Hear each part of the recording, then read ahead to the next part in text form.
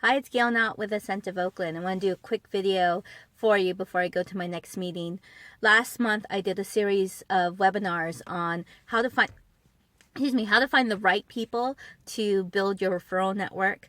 And once you find the right people, then you've got to start building trust and credibility so that you can move to the next stage of asking for referrals. So how do you build that trust? I would look at the who, what, when, why, and how factor in building trust with people. First is who. Get to know who they are.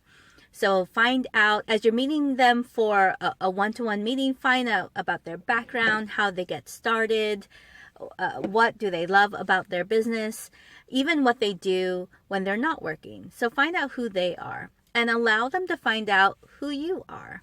A great tool you can use is what we call the GAINS profile.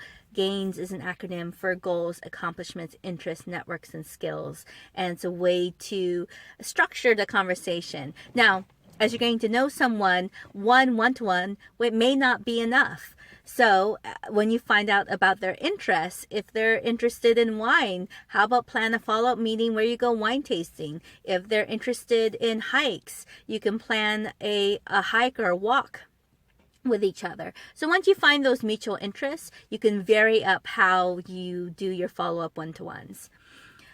With the what do they do? You can go into their business information. So what do they do? Who are their best ideal clients? And what are some things that you should listen for or look for to see if that's a possible referral for them? And once you see that, then how do you bring it up in the conversation and be able to promote this person as a possible solution to that person's problem? If you'd like more detailed information for that, look up the recordings of our past webinars, both Work Smarter, Not Harder, as well as Power Up Your Power Team, and that goes into detail about how to actually get a referral for your person. We're still talking about building trust here. So who, what, when? When do you want to continue to meet with this person and get to know them? How frequently are you guys going to talk and connect? Now, as you're starting to get to know them, I'm making the assumption that you do want to get to know this person better, that you are starting to build trust. You like what they do. There's something about them that you think would make a great referral for people in your network. So how frequently, back to when, how frequently do you want to continue meeting with this person? At the very least, if this sounds like it's going to be a strong referral source, might become a power team member for you, at least once a month. But in some way, you're still contacting each other once a week, whether it's a quick phone call, text, email, but that you have the continual conversations and are able to stay in touch that way. Who, what, when, why. Okay, so you're getting to know this person. They're getting to know you. Now we're at the why stage. Why do you do what you do, and why do they do what you do? They do. Excuse me. Why do they do what they do?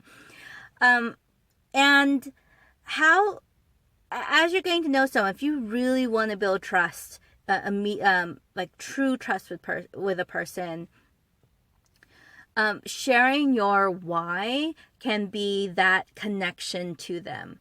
For us, I call it the emotionally charged connection. So that is a very deep why of what we do. It's not just because I want to help people or because I want to make a difference in people's lives or I want to give them peace of mind. I mean, none of those cliches out there, but really what's my true reason for wanting to help someone?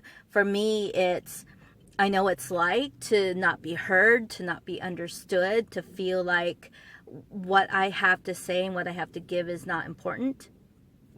And I never want my clients to ever feel like that. What they have to offer is important, and we just need to find their people, find their tribe that want that kind of support from them. So knowing what your why is. And then lastly, it's the how. How, now that you have trust, so once you get to that point, you're sharing each other's why, you're starting to promote each other, you may even have some referrals coming up now. how are you going to continue collaborating, strategizing, and working together? In Ascentive, we call that the Rise Squared process. First, we're building the relationship. Then we identify who are great prospects for each other, strategize on how to make those referrals happen, and not just a referral, but actually close the business for each other, to execute on our plan, and then finally evaluate to see what worked, what didn't work, how can we improve that process. If you have someone in your network that you're starting to build that relationship, but you're not quite sure what to do next, let me know. I'm happy to give you a complimentary growth strategy session, either with myself or with Corey, and we can figure out what are the next steps so that you can live a fulfilling life and have an amazing business.